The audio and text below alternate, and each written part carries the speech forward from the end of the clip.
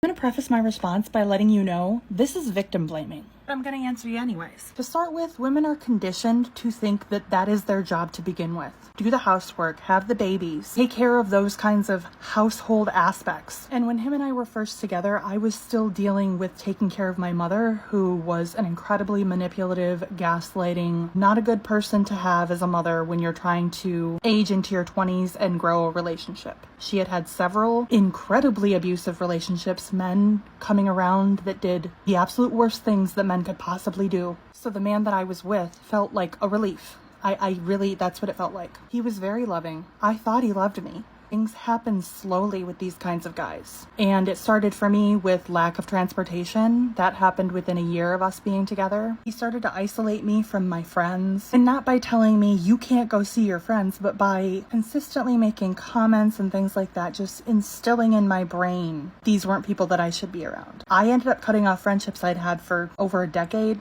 2 decades, and some of them needed to happen. I'm not gonna lie about that. I came from a very abusive situation and I didn't build great friendships, but this was different than that. This was an isolation tactic. But we were still, I thought, reasonably happy together for quite a while. My standards weren't very high for what reasonably happy was, but I really wasn't complaining because, as I said, I came from a really bad situation. But the underlying answer to your question is that we were together for 4 years. We had been trying for 1 year to get pregnant with our daughter. 6 weeks into my pregnancy, I found out he was cheating on me. It was never the same after that. And my response to it was basically justification that he used from then on to treat me like shit. And it wasn't all the time, because nobody would stay with somebody that is horrible to them all the time. But this stuff got worse and worse and worse. And being 6 weeks pregnant and finding that out, by that point I was entirely financially and emotionally reliant on him. So no, I didn't sign on